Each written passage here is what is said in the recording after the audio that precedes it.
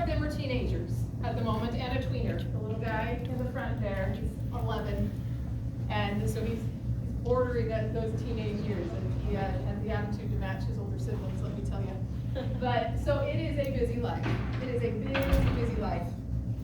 We do a lot together. We're very family-oriented, and they have activities, and we have activities, and we have church, and all sorts of things go into it. So life is constant. Life is constant. It really doesn't slow down. But the truth is that saying I have 5 kids so I can't do things is an excuse. It's really what it comes down to, right? It's just an excuse. They do keep me busy, but using those kinds of ideas that create a negativity in our brain stops us from moving forward. Okay? How do I know that? This is where we're going to come down to how I was introduced. In the past 5 years, I have written over 65 books. Wow. In fact, number 67 releases next Tuesday. I have sold nearly 250,000 copies. I've hit the USA Today bestseller list. I've been a Sweeney Award finalist and a Whitney Award nominee. I've also been an award-winning professional singer, which is what I did before I wrote.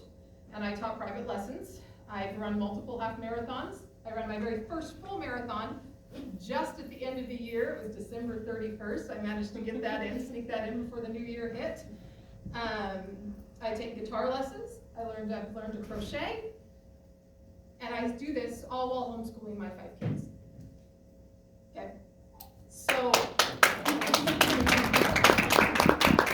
thank you, it's very kind. But the thing is that once I really kind of have looked back, I've always been a little bit of a doer. I've always been kind of one who drove forward, right? But there's been a lot of struggle and a lot of things over the years that have held me back. And as I have looked back, especially over my writing career, I narrowed down things that I had unconsciously pulled myself into, and they're what helped me narrow in order to be able to do all the things that I do. Now don't get me wrong, it's not always a pretty picture at my house. I'm not trying to tell you that the dishes in my sink are a little frightening at times, right? The dishes sometimes have to wait, the vacuuming sometimes have to wait, but we get the other things done, and there will be time for the dishes, and there will be time for vacuuming. But we get other stuff, other parts of life done. But once I discovered and looked back on these 5 little tips that I'm going to talk to you about tonight, then I realized that once we put our lives into perspective, we really can accomplish anything we want to. This isn't just a me thing, this is a you thing as well. Now, whether you're taking care of your family, whether you're working outside the home, whatever it is that is taking up the majority of your time, it really doesn't matter. Because you still can find ways to move forward, and in this case, to move forward in writing your book. You do not have to wait until you're retired to actually live the life that you want, okay? Let's go to tip number 1. That's not it. Go back. Go back. We're too far back. There it is. Yes. Believe in your worth. Okay, that is probably not the first thing you thought you'd hear me say tonight. But there's a reason for it, so hang with me. It is not what I expected either when I got started on this journey of becoming a writer. But here is why it's my number 1 piece of advice. In order to write a book, you need time, right? That's what we're here about. In order to have time, it has to be a priority in your life. And in order for it to be a priority, you have to understand its worth. In this case, that's you.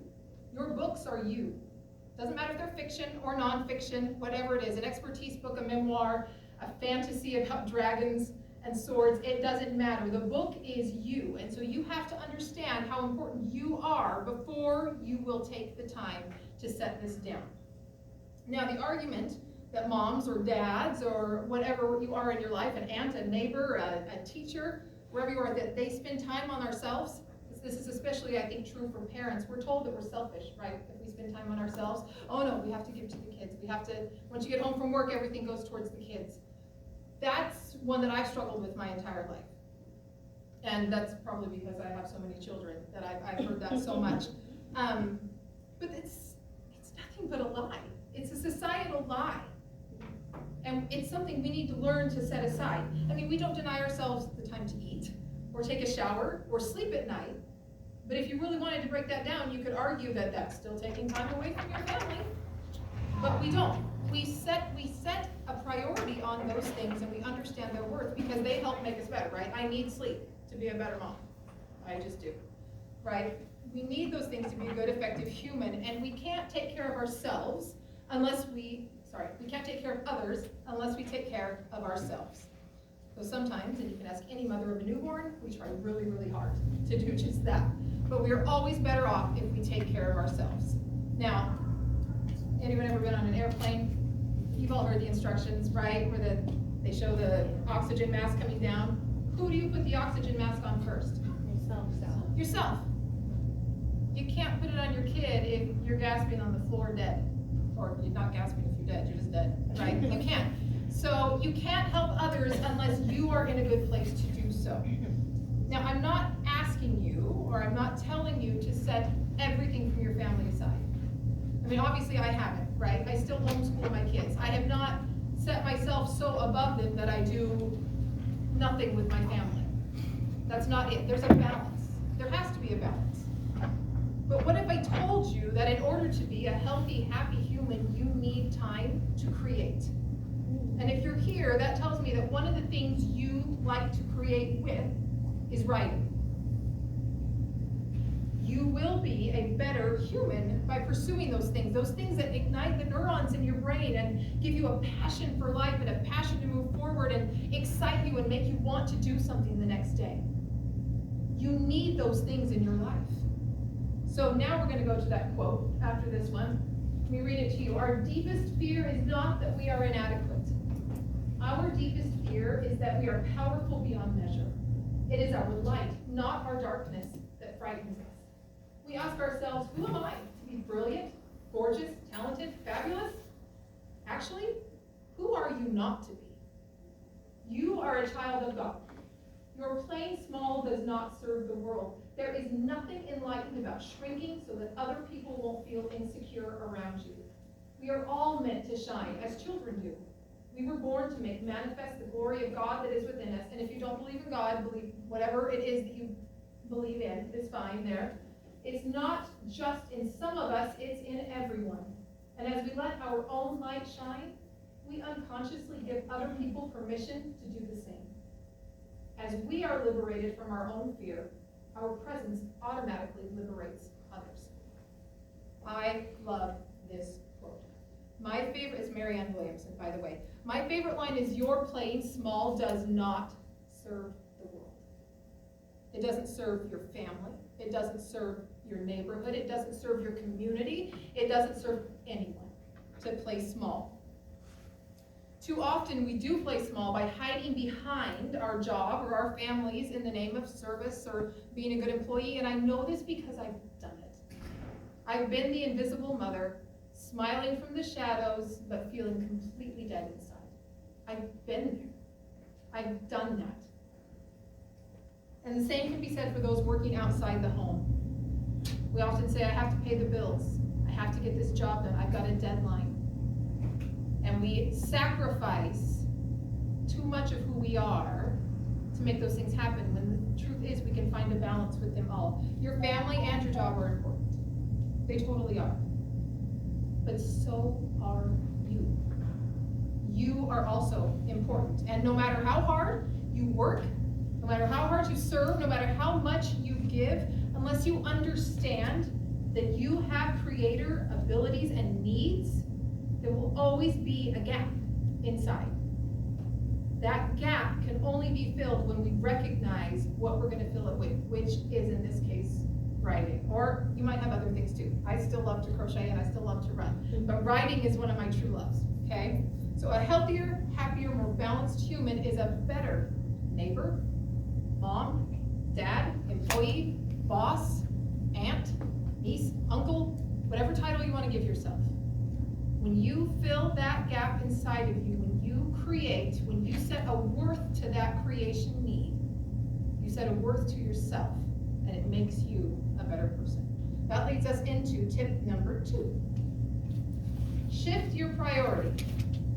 Now, I want you to understand that I'm starting at the very bottom of the foundation here and what I'm talking to you about, okay? My goal is to help you build the foundation correctly. we could jump straight into talking about writing, but the stronger your foundation is, the stronger and longer your writing career will be. Whether it's a writing career for yourself or whether it's one where you actually put your books out into the world, it doesn't matter. It will be stronger and longer. Has anyone here ever heard of John Wooden? I know my husband has in the back there too. Okay, so John Wooden is a legendary basketball coach. He taught at UCLA, or coached at UCLA. And they had like 10 national championships. He had some pretty big stars underneath his teaching. Kareem Abdul-Jabbar was one of them, if you've heard of them. So this is years ago. But anyways, he's continued to be a legend over the years, even though he's not coaching anymore. But the point of bringing him up is that every year he gathered his players at the very first practice of the year. And the very first thing he taught them in that locker room was how to put on their socks. Yep, their socks. That's what he taught them. And the point of that was, I mean, these are adult men. They've proven themselves on the basketball court if they're playing at UCLA, right? They've got perseverance, they've got dedication, they've got talent. But he's teaching them how to put on their socks. And the goal of that was to create a perfect foundation. Because he said, if I can teach them how to put on their socks so that they don't rub their feet or create blisters, then none of those little tiny trouble things are going to bother them when they're out on the court. He wanted to eliminate anything that he could so that they could focus on playing the game. Not focus on having to tug up a sock or shift the line in the sock or redo their shoes. So that's really what I'm trying to accomplish with you here tonight, is I want you to understand that there is a foundation to this, and it starts with knowing your worth. It starts with that tip number one. I don't want you to just dump into the deep end, because I don't want you to go through imposter syndrome. And I don't want you to have burnout in the first 6 months of your writing career. And those things happen. They are real. I've seen them. I know authors who have been off the grid for 10 years because they ran themselves into the ground.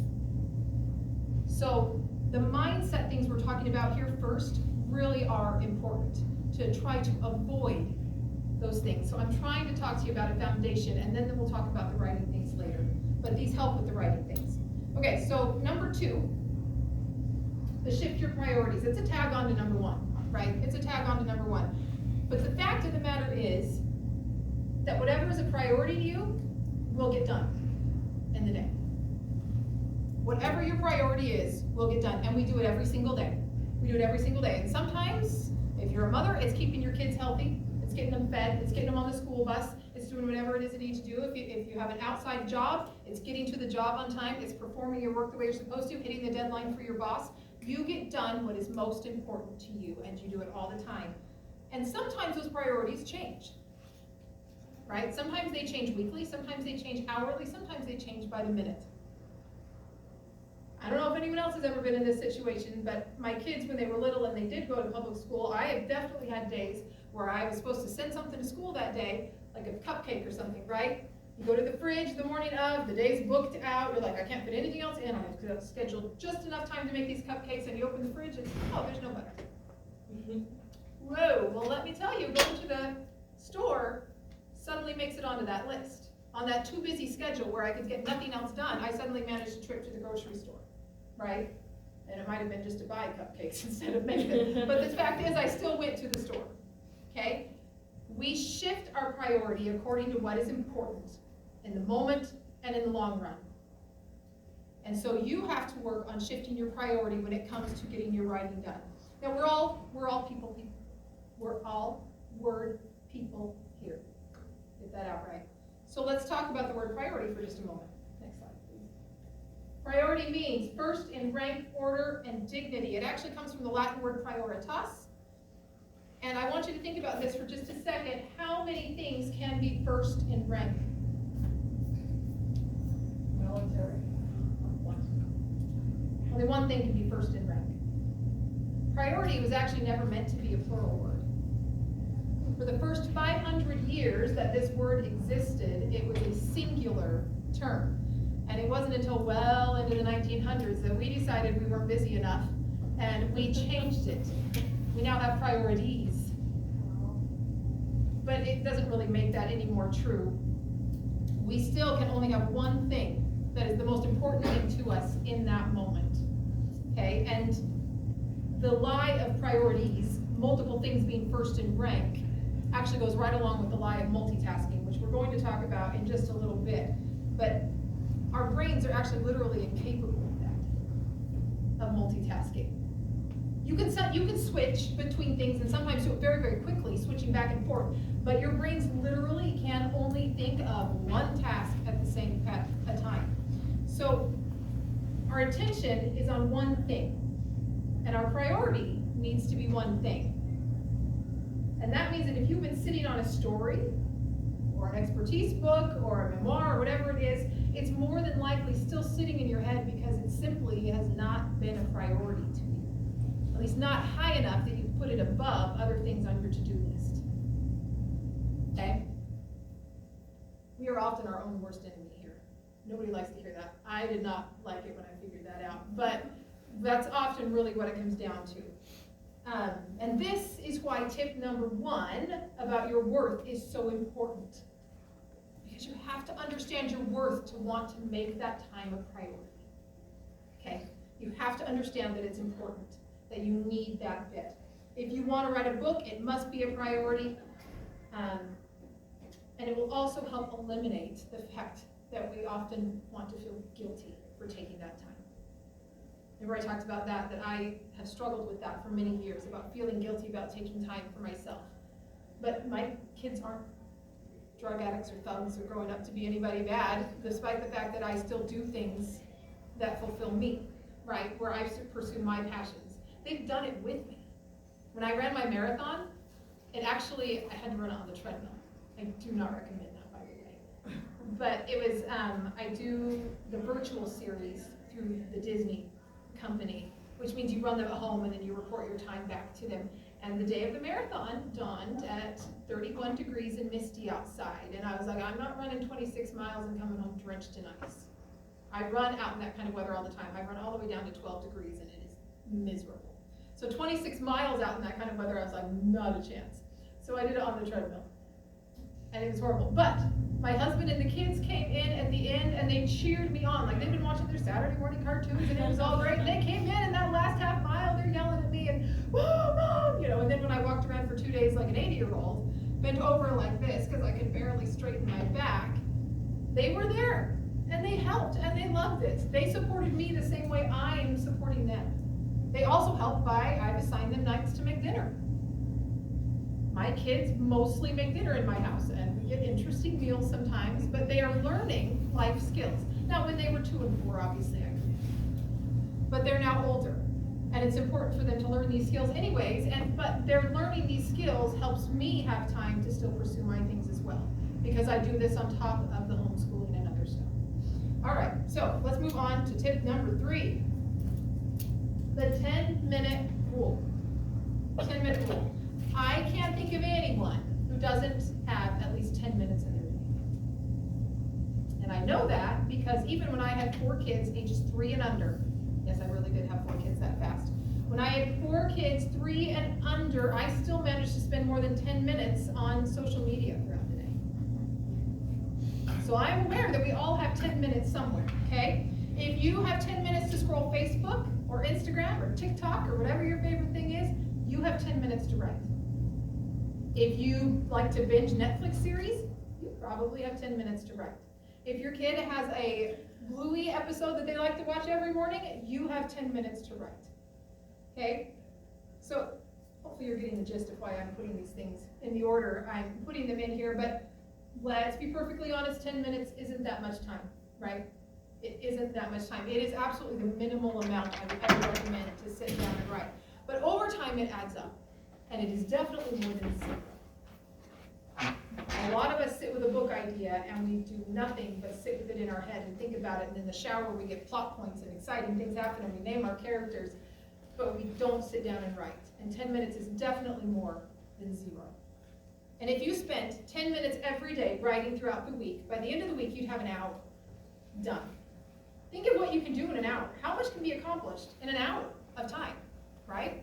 Make brownies. Your toddler can throw every item of clothing they have on the floor. That takes a lot less than an hour. I've seen that one as well. You can practice scales on a piano. You could learn guitar. You can learn to crochet. You can bake dinner or whatever, to cook dinner. But it's also enough time to move forward in a book. It's enough time to move forward in a book. If if we really wanted to dig down to it, if you wrote one word a day, you'd eventually write a book. But I'm pretty sure that we could ask ourselves to do a little more than that, right? Most of us can manage more than one word a day. I think that we can do that. So day after day, week after week, the more you prioritize yourself, the more you understand the worth of what you're doing and what it does for you, the more your writing muscle will grow. And soon one word becomes 10. And then 10 becomes 100. And 100 becomes 500. And 500 becomes 1,500. And it adds, and it adds, and it adds, one drop at a time. And then 6 months later, a year later, whatever it takes, boom, you have a manuscript, right? Is it a good manuscript? Maybe, maybe not. Our first efforts aren't always exactly what we want to give out to the world, but the fact is you have something to work with now. Can we go to the next page? Oh, there it is. You can't edit a blank page.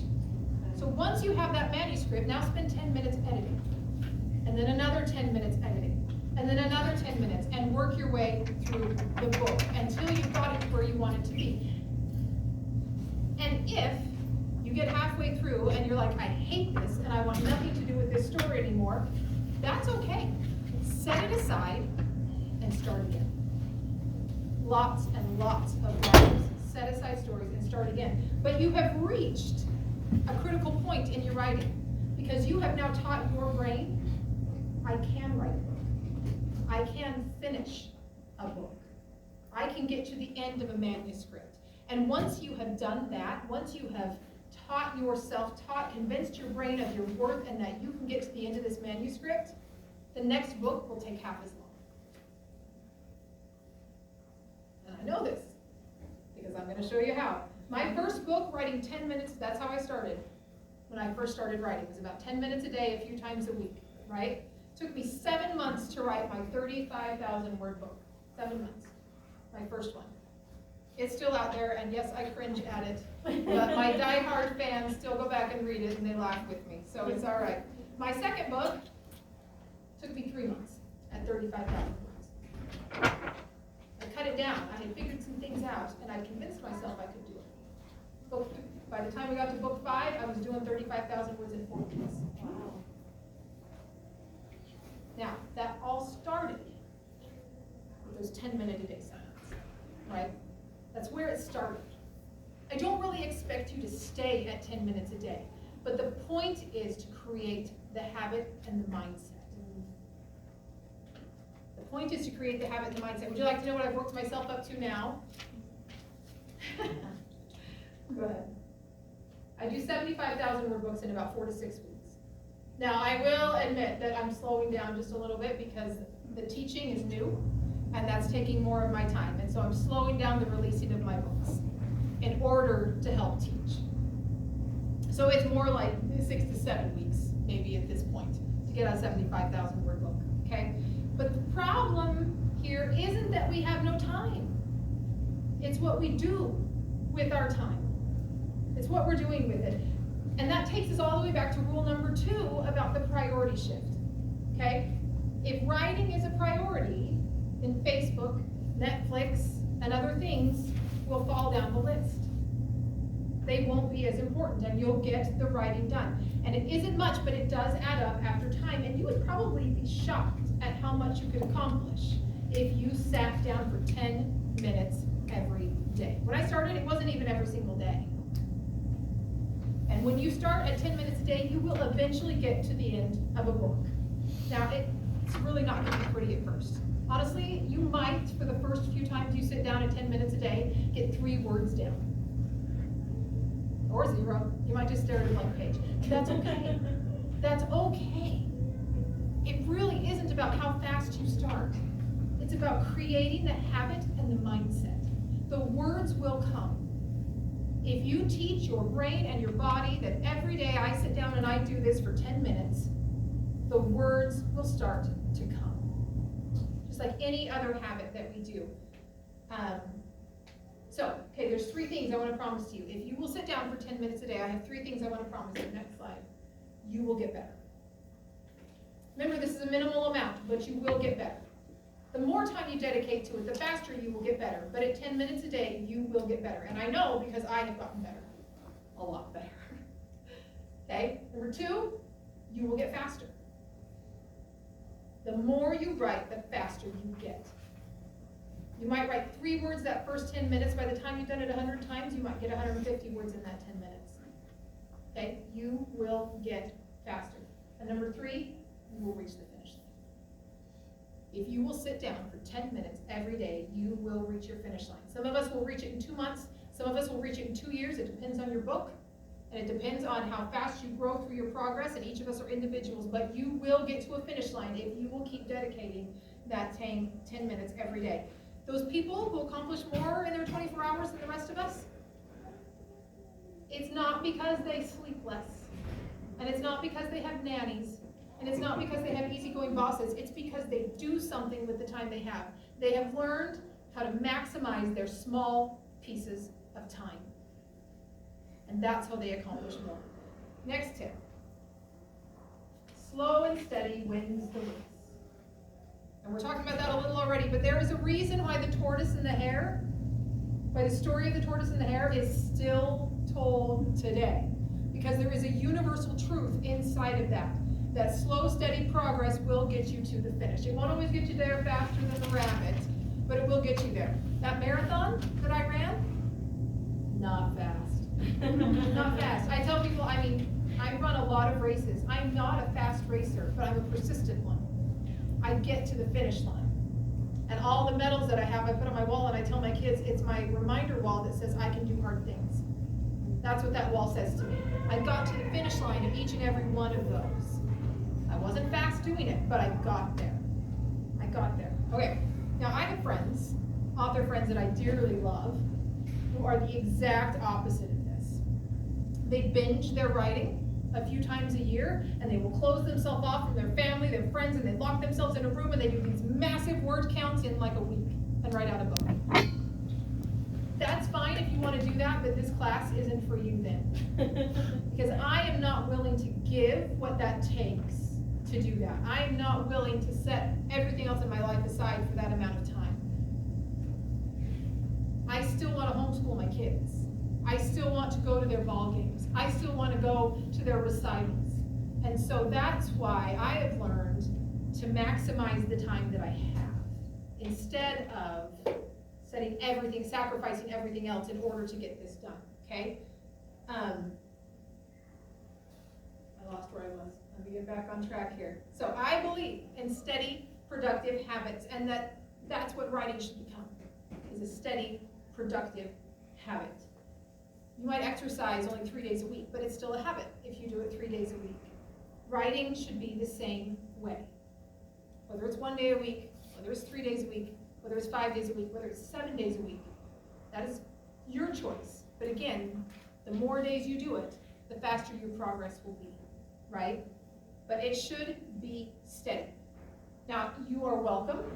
I'm talking about 10 minutes a day here, but you are perfectly welcome to talk about, if you feel like you have more time than that, spend more time, for heaven's sakes. That's wonderful. I currently spend about an hour a day writing. My goal is to get 1 chapter done a day, which is about 2,000 to 2,500 words, and I can do that in about an hour if I'm pretty focused, which is sometimes more difficult than you think. But that's currently where I'm at. For a while, when I was doing nothing but releasing books, I was doing 2 chapters a day, which was about 5,000 words a day. But I've cut that back, which I'm a little happier with cutting it back, because now I can breathe a little bit more. But I learned a bunch in doing that much writing a day. I learned a lot, and I became a better writer through it. So the more you write, the better you get, like we talked about earlier. Now, you can also, maybe you don't have an hour to sit down, but maybe 10 minutes isn't enough for you. Maybe you want more than that. That's fine. Do 2 10-minute segments. Do 10 minutes in the morning. Do 10 minutes in the afternoon. Go to bed 10 minutes later. Wake up 10 minutes earlier. Whatever it is, that's fine. That's something that you will need to talk to yourself about as to when to put that kind of thing in. And I know authors who are stay-at-home moms like myself, and they hire a sitter. for an hour so they can get their writing done. There's no wrong way to do this, really. If you have little children, that's fine. Like I said, I can dedicate a little more time because my kids are older now. You saw them, they're all big enough to feed themselves. We're good. So I can dedicate more time to that. But when they were little, I didn't have that kind of time. I would also encourage you that as I'm talking about these things, I want you to remember, as I'm, it's easy, and I know this because I've done it, where the person who has reached a level that we want to reach is talking to us and we kind of take their word as law. So I'm just going to add a caveat here that don't take my word as law. I'm sharing with you what worked for me and things that I think can help other people, because they're what helped me, they're what I looked back on. But you have to do some experimenting. You need to decide what fits in your life. You need to decide how that works best for you. If you have sat down, if you've tried this out and sat for 10 minutes and a month later you still have a blank page sitting in front of you, there's probably something missing in the middle. Okay? Now it might be that your book isn't plotted out very well in your mind and you just don't know where to start. You might need to backtrack just a little bit. I'm assuming that you have something you want to write at this point. And not every writer is to that point. There's still writers who have 20 million ideas but have never settled one long enough to know how to write. Okay? And that's okay. That's okay to be in that position too. But some of those things will take a little work before you can sit down and get that 10 minutes to actually work for you, or the half hour, or the hour, whatever it is you want to do. Okay? Work on that. I would also encourage you to look at times of the day. I am a morning person. I grew up on a farm. I get up early. During the winter, it's well before the sun comes up, and I miss my sun like I get it in the summers. But that is when I am at my peak. Things that get done before noon have got my best effort. By 4 o'clock in the afternoon, my creative brain is dead. And I do not write well after 4 o'clock. And that's when I tend to do things like housekeeping, because it requires a lot less mental effort to go vacuum the house than it does to write one of my stories. Okay, so I put my day in an order to maximize the fact that I know that I am better in the mornings. Now, I have a friend who's a night owl. She likes to write at like 2 and 3 a.m. That is great for her. It does not work for me. You will know what time yours is best. Or if you don't know, think about how you feel during the day. Start to track yourself. Pay attention to how you feel. When do you have a crash during the day? When do you feel at your best? When are you most alert? Those are the kinds of things to pay attention to so that you know yourself and you know when that 10 minutes or whatever time you're going to put in is going to be at its peak. And some of us have to shift that a little bit, right? If you're working a day job, you might not be able to take that 10 minutes when you are definitely at your peak.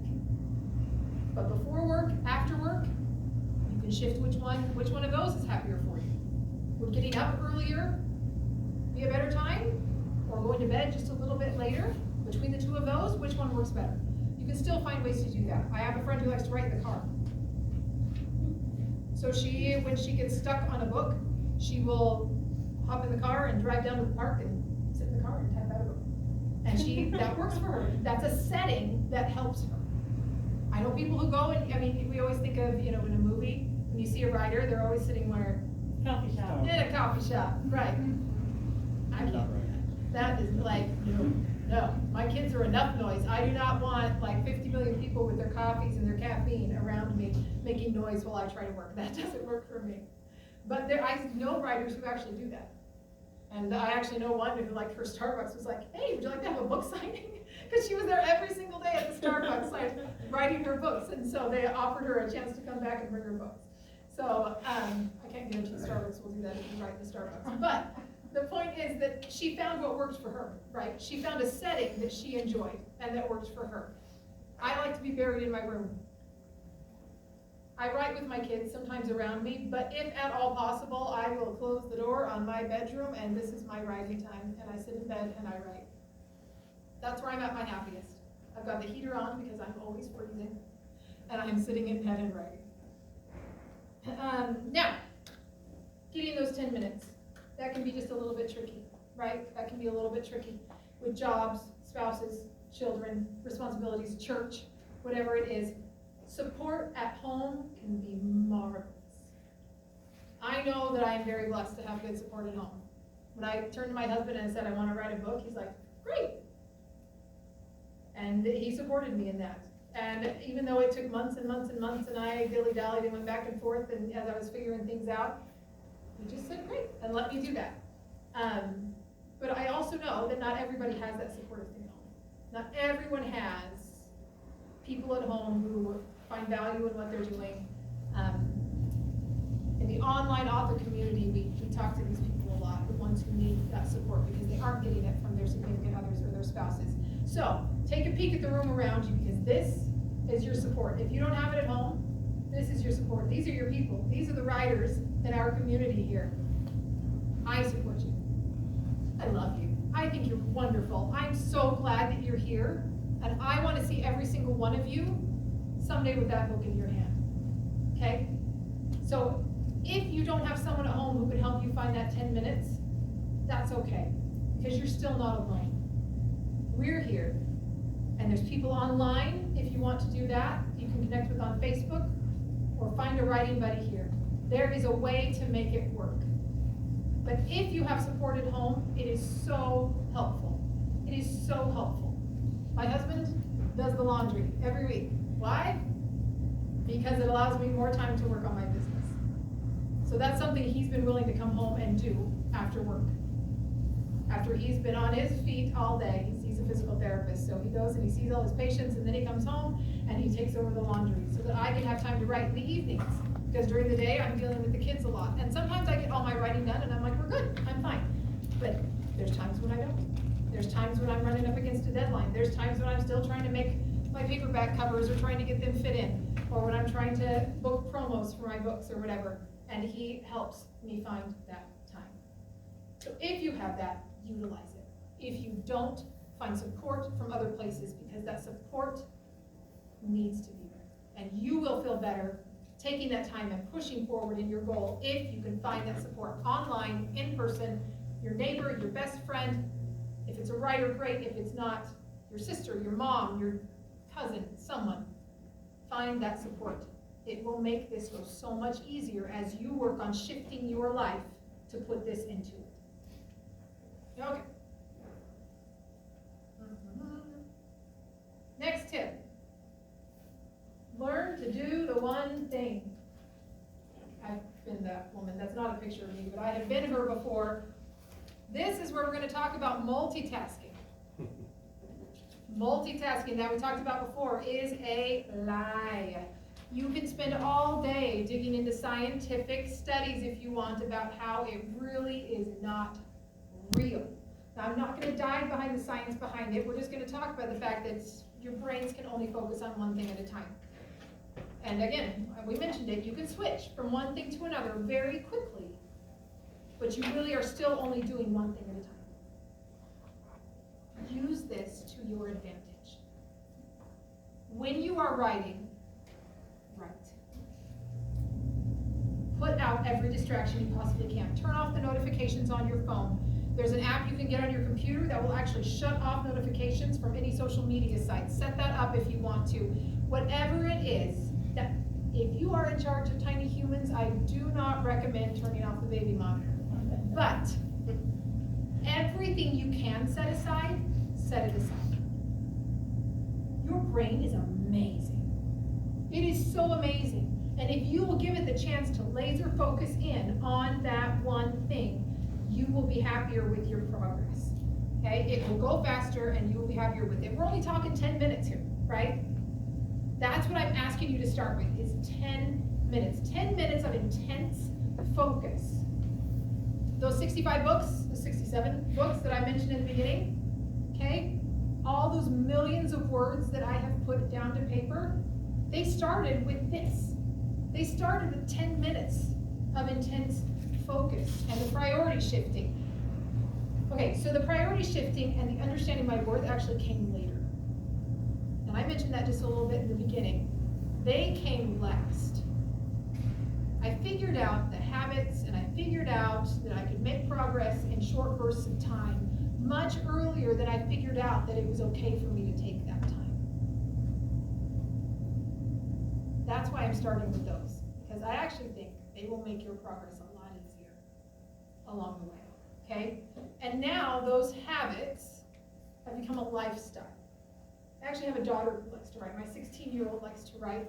She took a class through an online college and turned in a 7-8 page story, and the teacher took a really long time to get back to her.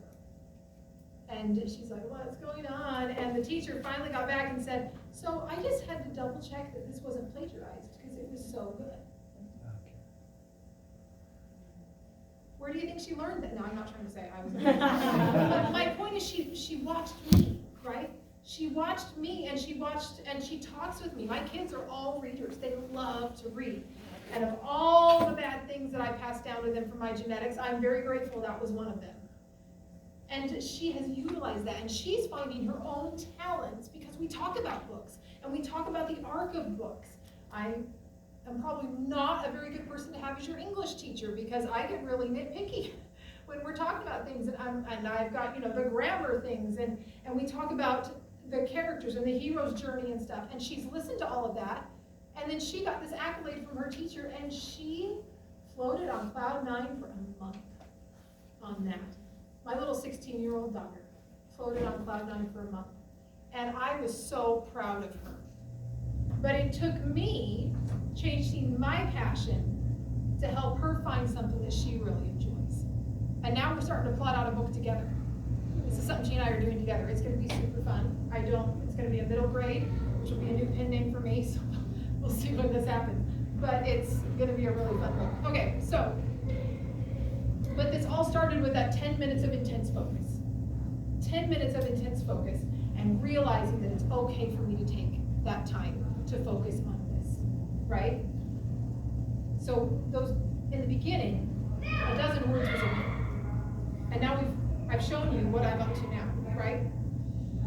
It's progress. It's slow and steady progress. April is actually the 5th year anniversary of my first published book. So I've been at this for just over 5 years.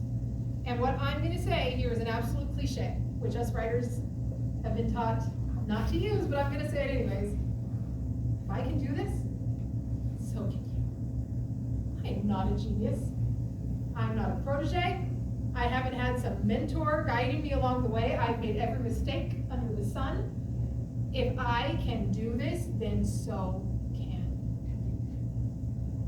You might not have a goal to write 65 books. That's okay. Your goal might just be to write one, and that's okay too. It doesn't matter. If I can do this, so can you. I am simply a mom of a large household, right?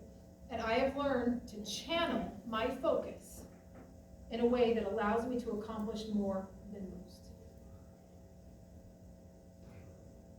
Because I've learned to channel that focus. I've learned to do the one thing. Learn to do the one thing. Okay, now, let's go to the next slide. I've got a quote for you. Most of the important things in the world have been accomplished by people who have kept trying when there seemed to be no hope at all. Dale Carnegie said that. Okay? If you are in the middle of a manuscript, or if you are staring at a blank page and you feel like you have no hope, you don't know how to get this going, you're stuck in that murky middle, as us authors like to call it, there is hope. There is progress. And it starts little by little, day by day. 1 10-minute segment, 2 10-minute segments, 3 10-minute segments. You can do that. You can make it happen, and you and your book, you and your words are worth fighting for. They're worth continuing to sit down in that chair for. Your mind is so amazing. It likes to block us, and it likes to play safe, but it really is absolutely amazing, and it is so full of information that if someone else took all the information in your head and created a book out of all the information in your head, it would be huge. Your book would be huge. Your potential for learning is unlimited, which means that your potential for creation is also unlimited. Okay? Everything in this life is about creation. We are surrounded by this. Movies, books, food, the tables that you're sitting at, the chairs you're sitting on, they were all created, okay? And we as human beings want to be a part of that creation. We all give, and there's thousands of mediums that we can give that creation through. I like to use stories. That's one of my big ones, obviously, since I'm here teaching tonight. And why do I like that? Because stories have connected humans since the beginning of time. The writings on the cave walls were stories. Papyrus, stories. Family legends, they're all stories. You ever taught a kid how to tie their shoes and use the thing about the rabbit going through the hole? It's a story, right? Or teaching our kid not to touch the top of the stove. They'll get their hand burned. It's still a story. How do we know they get their hand burned? Because we burned our hand, or our mom burned their hand, or whoever it was. And there's a story about someone burning their hand. And so we teach them that story, okay? There's also one, the fables, fairy tales, Cinderella. Let's see, Cinderella was kind, even when things were hard, and she landed a handsome prince. Belsa passed the outside and grew to love the heart within the beast, right? Snow White let a stranger into her house and almost died because of it. Ariel's curiosity helped her break through societal barriers and bring together two cultures, right? Okay? Everything is built on stories. You know what scientists do? They find evidence to create stories of creation. Still stories. It's still stories. You ever done a math problem? Right? If Sally has 15 candy bars and she eats 8, what does she got? Diabetes. Yeah, she has a stomachache. Very good. But the tale of how she got there is still a story. It's all stories. It's all stories. So the whole point of that is to tell you that your 10 minutes is worth taking. This is why we're so important. This is why your creation is so important, because these are things that the world needs. They need your words. You need your words. 10 minutes of intense focus, and you will find that progress. And once the momentum gets going, you more than likely will find that you want to do more. But you have to start there first. You have to start there first. You can't get to the finish line until you arrive at the starting line. Okay? That tortoise that we were seeing just a minute ago did not get there to the finish line because you never arrived at the front. You have to start. You have to start. So there are a lot of things that I could teach you about writing. And I'm wrapping up here just a little bit. But these 5 were the ones that I wanted to talk about because your mindset going into it can save you so much grief. And I want to save you that grief. I want to save you the struggles that I went through to help you get started on the right foot, okay? Dozens of books later, millions of words later, and these are still the things I come back to. Because frankly, sometimes it's still hard to put myself in this. It is still hard some days. I'm tired, the kids are cranky, the dishes are 3 days behind. It is sometimes hard to sit myself down and put out those stories. It can be hard. But it's also so rewarding. It's so rewarding. And that is why we start small. It is so much easier to get ourselves to do 10 minutes than 10 hours. And if you're making a shift in your life to actually start writing, if you haven't started writing yet, you can't go from this direction to this direction and have it stick. It just won't work. We can't make 180s. We have to turn by degrees, 10 minutes at a time, 20 minutes at a time, 30 minutes at a time, whatever it is until you get to the point that you want to be at, okay? So 2024 is coming. Christmas is coming. Next month is coming. Next week is coming. Tomorrow is coming, right? That time is going to pass. It's coming and it's not slowing down. If you started today and gave 10 minutes a day, by the time you reach 2024, you might have a manuscript in hand. Okay? Now maybe it wasn't easy, but you put down the discipline to carve out those 10 minutes every single day. And you arrive at 2024 and you've got a manuscript. Do you think that you would regret the blood, sweat, and tears that went into creating those 10 minutes every day? I would venture to say no. If you're here, it tells me that you want to have a manuscript, right? You want, or a journal or an article, whatever it is you want to write, okay? Manuscript covers it all here for me, but you want that manuscript, and the time is going to pass. But if you continue doing what you're doing now, which for many of us is not writing at all, 2024 is still going to arrive, and that book's still going to be simmering in your head. Then I'll ask you if there's regret. I would venture to say it's much more likely that way, yes. The time comes. There is never a better time than now to start, and now doesn't last very long. It really doesn't. It really doesn't. Okay, so here's some statistics for you. I asked in the beginning how many of us had written books. 80% of people, when surveyed, say they want to write a book. Any guesses is actually how many who accomplish it?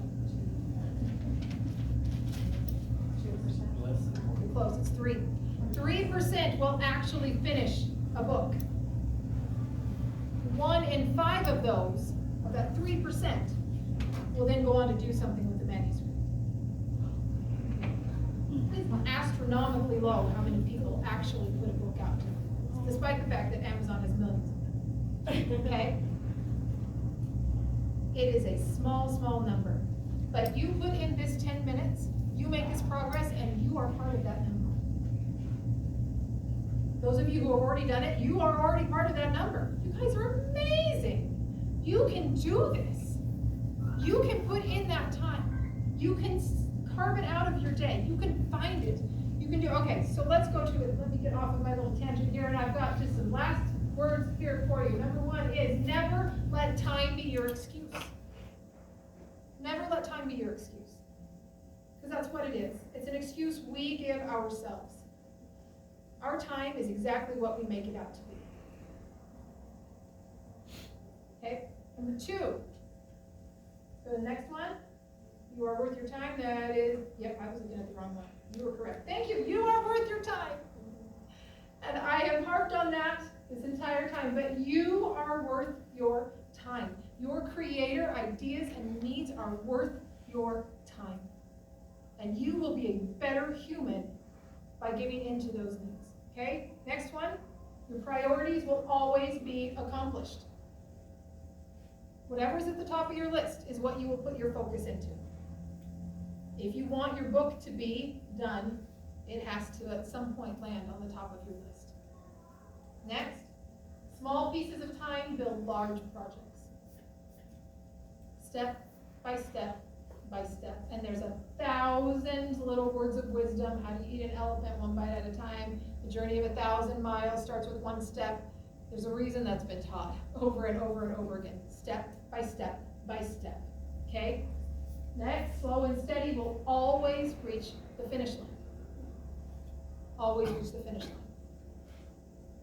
Slow and steady doesn't stop. It's not slow, steady, and stop. It's slow and steady. They aren't moving fast, but they're moving. And that's the point, is to be moving. Okay? And the last one. Oops. Can we go back one more? Looks like I missed one. Okay. I have a slide to add in when we are done tonight. And I'll just read it to you. Short moments of singular focus will do far more than hours of multitasking. Short moments of singular focus. Okay? Use your brain to your advantage. And teach it what you want it to do. It is teachable. Your brain is teachable. If you want to focus for 10 minutes, you can get it to do that. Okay? All right, now I've got one last quote to leave you with, and it's by Mark Twain, a beloved writer. 20 years from now, you will be more disappointed by the things you didn't do than by the things you did. So throw off the bowline. Sail away from the safe harbor. Catch the trade winds in your sails. Explore, dream, discover.